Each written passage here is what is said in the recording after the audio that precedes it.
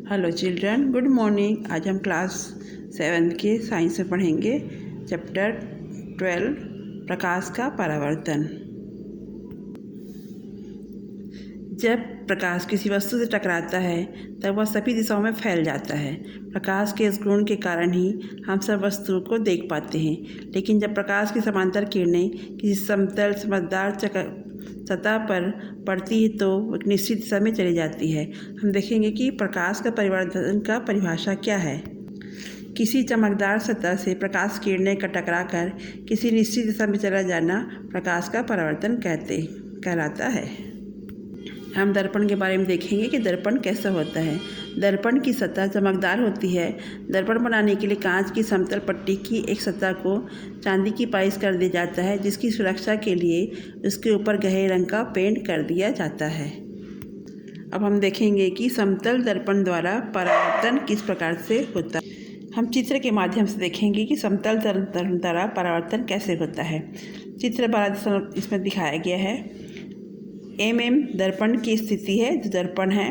आपतित किरण ए दर्पण के बिंदु ओ पर आपतित है, जिसे आपतन बिंदु कहते हैं। रेखा ON जो कि दर्पण के आपतन बिंदु से लंबवत है, उसे अभिलंब तथा आपतित किरण AO के बीच बनने वाले कोण को आपतन कोण, जिसे कोण AON कहते हैं। जबकि परावर्तित किरण OA और अभिलंब के बीच के कोण को परावर्तन कोण AON कहा जाता है। अब हम देखेंगे परावर्तन के नियम। परावर्तन के नियम 2 होते हैं। पहला नियम है आपतित किरण, परावर्तित किरण तथा आपतन बिंदु पर अभिलंब एक ही तल में होते हैं।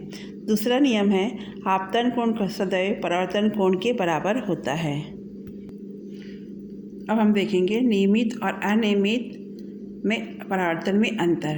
नियमित परावर्तन का पहला अंतर है यह परावर्तन चिकनी और चमकदार सतह पर होती है, जबकि अनियमित परावर्तन खुरदरे सतह पर होती है। दूसरा अंतर है परावर्तित किरणें समानांतर होती है। दूसरा है परावर्तित किरणें समांतर नहीं होती है। तीसरा अंतर है इसमें बना प्रतिबिंब स्पष्ट चमकीला होता है, इसमें बना प्रतिबिंब अस्पष्ट तथा विकृत होता है। अब हम देखेंगे कि पार्श्व परिवर्तन क्या है। किसी समतल दर्पण के सामने खड़े होकर देखेंगे, आपको अपना प्रतिबिंब दिखाई देगा।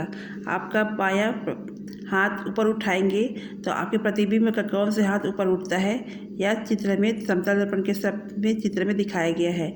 जैसे कि दर्पण में हम कमल शब्द का प्रतिबिंब दिखाया गया है, या पार्श्व परिवर्तन होता है। पार्श्व परिवर्तन में समतल दर्पण में बनने वाले प्रतिबिंब का दायां भाग वस्तु का बायां भाग और प्रतिबिंब का दायां भाग वस्तु का बायां भाग होता है। अब हम गोली दर्पण के बारे में देखेंगे। अपने चेहरे को किसी बड़े साइज के चमकदार चम्मच में देखने का प्रयत्न कीजिए। चम्मच के दबे भाग में प्रतिबिंब बड़ा, जबकि उभरे भाग में देखने पर छोटा दिखाई देता है। यह चम्मच ऐसे किसी दर्पण की भांति कार्य करता है जिसकी सतह गोली है। गोली दर्पण वास्तव में किसी कांच के खोखले भाग का होता है। इसकी 2 सतह होती है। भीतरी सतह अवतल कहलाती है तथा बाहरी सतह उत्तल। किसी गोली दर्पण की भीतरी सतह परावर्तक हो तो उसे अवतल दर्पण तथा दर्पण की बाहरी सतह पर परावर्तक हो तो उसे उत्तल दर्पण कहते हैं। यहाँ पर दिखाया गया है ये अवतल दर्पण है और यहाँ पर दिखाया गया है ये उत्तल दर्पण। अब हम मिलेंगे नेक्स्ट वीडियो पे। Thank you.